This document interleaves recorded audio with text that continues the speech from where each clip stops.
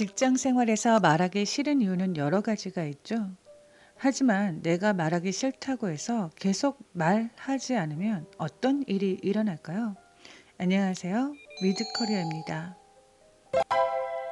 우리는 지난 시간 혼자서 밥 먹지 마라 편에서 직장 생활에서 혼자가 아닌 연결되어야 하는 이유, 그 중요성에 대해서 알아봤습니다. 그렇다면 우리는 왜 사람들과 연결되는 것을 꺼리는 걸까요? 아무리 똑똑한 사람도 공격과 보호만으로는 직장 생활에 한계가 있다는 것을 알고 있는데도 말입니다. 침묵을 고집하게 되는 첫 번째 이유, 바로 사람에게 질린 경우겠죠. 정성을 다해서 친해졌는데 내 등에 비수를 꽂은 동료를 만난 적 있지 않으세요? 그들이 배신 경험 때문에 말하기 싫어하는 사람들이 의외로 많습니다. 어차피 사람들에게 공들여봤자 결국은 시간 낭비라는 공식이 성립되면 이제 부서 사람들에게 마음을 여는 것이 쉽지만은 않습니다. 두 번째, 모양이 빠져서. 사람들과 억지로 말하는 것이 자존심 없는 것처럼 느껴지지 않나요? 말을 많이 하는 사람이 시시하게 보이기도 하죠.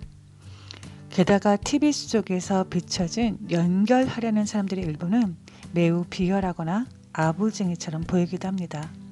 또한 점잖은 이미지를 가진 유교 영향을 받은 기업에서는 금기시되는 행동처럼 느껴지기도 합니다. 세 번째로는 우월감이 느껴져서입니다. 사람들과 말을 많이 하는 것이 매우 귀찮아 침묵을 유지하기도 하지만 때로는 사람들이 내가 굳이 입을 열지 않아도 나의 눈치를 보며 내가 원하는 대로 그들 스스로 움직이는 모습을 볼 때가 있습니다. 이럴 때는 권력이 주는 우월감까지 느껴져 더욱더 침묵을 지키고 싶어지죠. 마지막으로는 내성적인 성격입니다. 자신의 성격이 내성적이고 낯을 가려서 침묵하려는 사람들이 의외로 많습니다. 괜히 사람들 앞에 서면 긴장이 되고 아는 것도 모두 잊어버리게 되는 거죠. 그래서 이러한 두려운 경험을 피하고 싶어서 더욱더 침묵 안에 스스로를 가두는 사람들이 생각보다 많습니다. 중요한 것은 내가 말하기 싫은 이유가 어디에 속하든 지금의 침묵이 얼마나 나의 직장 생활에 도움되는지 되짚어 볼 때가 아닌가 싶습니다. 나보다 나은 동료들이 오면 동료들은 나를 보호해 줄까요?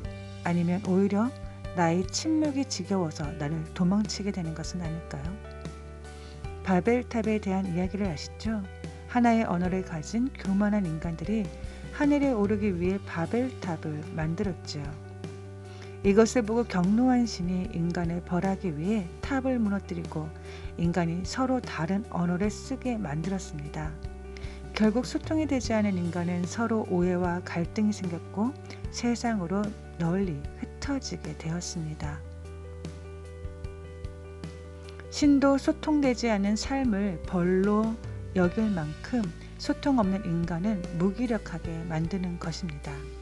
그러나 이를 역으로 생각하면 능력자가 되는 방법은 의외로 간단합니다. 소통 없는 인간이 무기력해진다고 하니 반대로 소통이 많은 인간은 능력자가 되는 것이 아닐까요? 주변의 사람들을 생각해 보세요. 분야의 전문가는 넘쳐나도 소통의 전문가는 부족하지 않은가요? 잠시 책상 앞에 컴퓨터에서 눈을 떼고 당신의 동료들과 함께 소통할 수 있는 방법에 대해서 먼저 생각해 보세요. 지금 침묵해야 하는 많은 이유를 나를 위해서 버려야 합니다. 감사합니다.